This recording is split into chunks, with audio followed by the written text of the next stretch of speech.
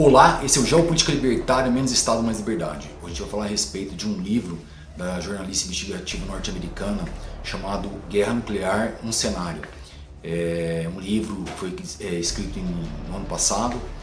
É uma ficção bastante alarmista, mas fica aí no vídeo que eu vou te provar porque que ela faz muito mais sentido do que você imagina. Nunca fez tanto sentido, né? Como a gente tá vivendo atualmente. O livro então, ela não explica porquê, mas a Coreia do Norte promove um ataque contra Washington, consegue ali destruir ali 2 usinas nucleares em Washington, e os Estados Unidos responde, né? Responde lançando mísseis não só contra a Coreia do Norte, como contra a Rússia também. Aí a Rússia responde esse ataque e aí, como, né, diz aí a gíria popular, fode a porra toda. Mas, para além desse cenário, o que esse livro nos mostra, né? Que é bastante realista. Antes eu tenho que fazer uma ressalva aqui de que ela é uma repórter investigativa bem competente. Então ela examinou bastante a doutrina nuclear norte-americana, teve acesso a vários documentos. E baseado nisso, ela escreveu esse enredo, né? Que é bem esclarecedor e ao mesmo tempo que ele é uma ficção alarmista, é bem realista. Realista em que sentido? A gente não faz ideia do quão rápido é uma escalada nuclear, né? Uma escalada nuclear é um negócio, sim, coisa de minutos. Coisa de minutos. Pode ser que até essa escalada o negócio seja bem cadenciado, bem lento, mas depois que começa a escalar são minutos. E na vida real é pouquíssimo provável que esses dois países vão se comunicar, né, igual a gente vê em vários filmes aí, e na hora H vão desistir de um atacar o outro, né, vão desativar mísseis nucleares. Então o cenário mais provável é que quando começa a escalar o negócio não para mais, né? Não para mais e tende muito mais a se alastrar, tomar intensidade, a se avolumar, do que o contrário, do que arrefecer. Então é uma realidade que a gente que é leigo não faz ideia, né? Mas que na ficção dela fica muito, muito claro isso. E os críticos depois vêm e chancelam isso, que realmente, né, quem entende do assunto confirma que é assim mesmo, né? Depois ou se um dia ocorrer, né, uma escalada, ela é mais fácil ela maximizar, né, catalisar, do que arrefecer.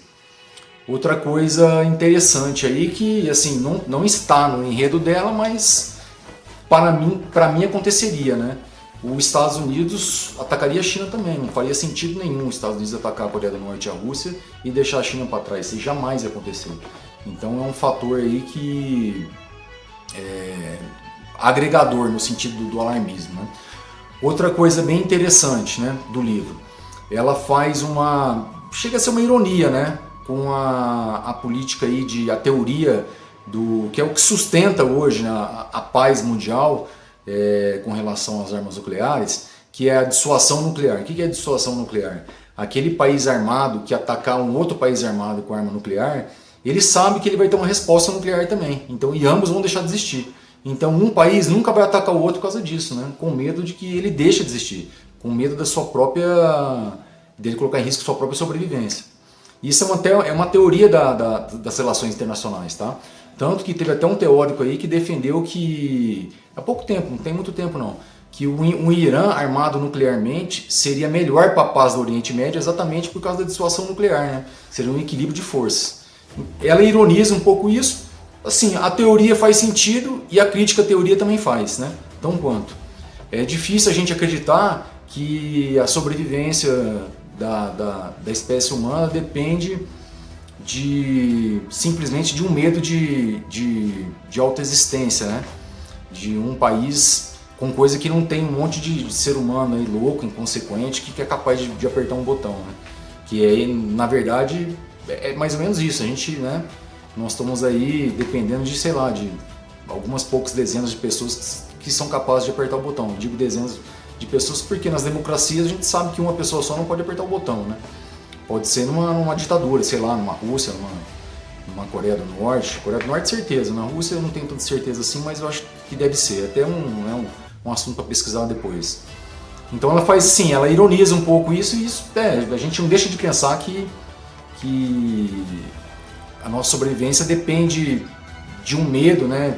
Como se não tivesse pessoas inconsequentes com poder no mundo. Tá, para além disso, agora vamos lá. Quem viveu a década de 80, eu era criança, mas eu tinha plena consciência do que eu presenciava, né? Eu nasci em 76. Então a gente teve a Segunda Guerra Mundial. Depois da Segunda Guerra Mundial, logo após ali, a gente teve um período bastante conturbado, né? Até o Winston Churchill, que era o primeiro-ministro inglês, diz aí que a União Soviética, diga-se passagem, a Rússia baixou ali uma cortina de ferro, né, no leste europeu, dividindo o mundo, né, entre as ditaduras aí socialistas, comunistas e o mundo livre, capitalista, democrático. E desde então, né, a gente teve um pouquinho de arrefecimento ali de escalada, né, de tensão, mas quando o Stalin morre, assume o Khrushchev, o negócio dá uma arrefecida, e depois da crise dos mísseis ali de 62, que foi o ponto alto, assim, eu acho, dessa tensão nuclear, dali até a década de 80, a gente viveu, né, um certo alívio, né? Um período de deterrence, de detan. Mas quando assume o Ronald Reagan ali no governo norte-americano, na década de 80, ele resolve escalar essa tensão, até com uma forma de pressionar para o fim da União Soviética, e deu certo, né? Se ele não foi a única causa, ele foi a causa principal, né? Essa pressão que ele exerceu sobre a União Soviética para o fim dela. Mas quando começa a escalar ali, todo mundo ali, nossa, a década de 80 foi uma década paranoica, né? Todo mundo no cinema, a gente, né, vivia assistindo filme que ia ter guerra nuclear, até que no Brasil tinha uma armação ilimitada com o Jubiluba, né? Saudosa armação ilimitada, quem lembra da Zelma, quem lembra disso aí vai lembrar de um episódio que teve uma guerra nuclear e que eles tiveram que inventar um bunker lá para eles e tal.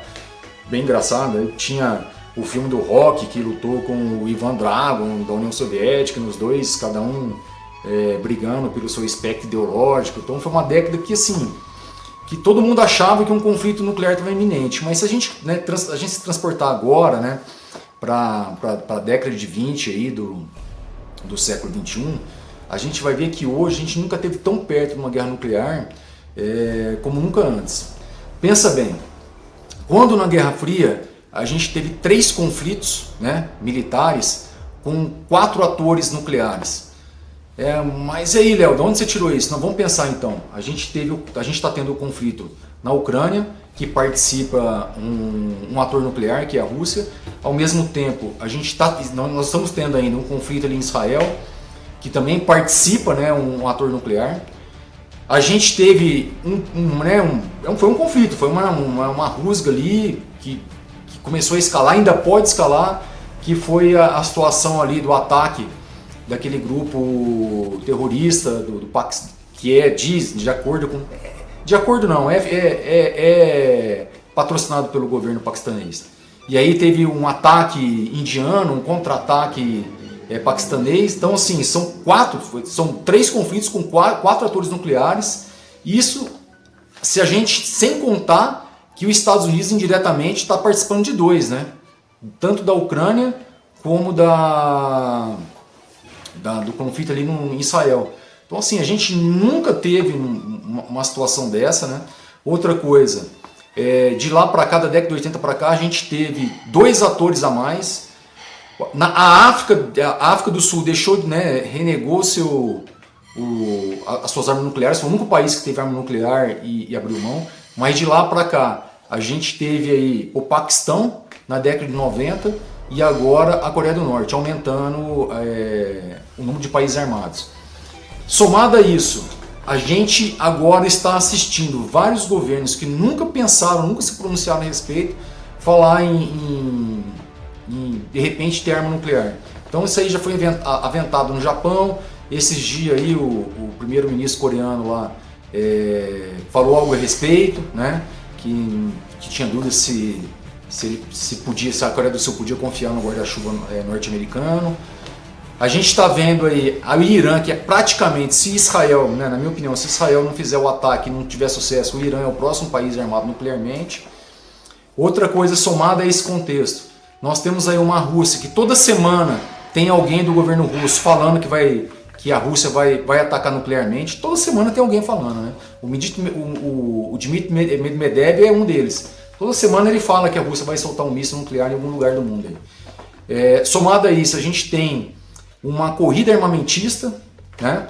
Que, na minha opinião, né, linkado a isso, a gente está vendo uma corrida armamentista nuclear, todos os países querendo aumentar o seu número de ogivas, uma França, uma Inglaterra, coisa que a gente nunca pensou, a França principalmente, aumentar o número de ogivas, melhorar a tecnologia dessas armas. E somado a isso, nós estamos em um contexto que a qualquer momento, qualquer conflito pode se espalhar e virar um conflito generalizado, né? Pode ser ali na Europa ou pode ser também ali na Ásia, né? Tá passando esses dois cenários. Talvez mais ali no Mar do Sul da China, eu acredito, né? Mas assim, tem tudo a ver. O livro dela, apesar de ser uma ficção alarmista, mas ela é uma repórter investigativa, ela também não ia escrever uma ficção por si só. O livro dela faz muito sentido se você fizer essas, né, essas comparações que eu estou fazendo agora. Ela faz muito sentido, tipo assim, ela está muito para além de uma ficção, né? E você, o que você acha disso? Muito obrigado por ficar aqui até o final. Dê o seu comentário aí, né? Esse assunto é muito interessante. Comenta aí o que você acha disso. Dê o seu like, se inscreva no canal, compartilhe e Deus ilumine a vida de cada um de vocês.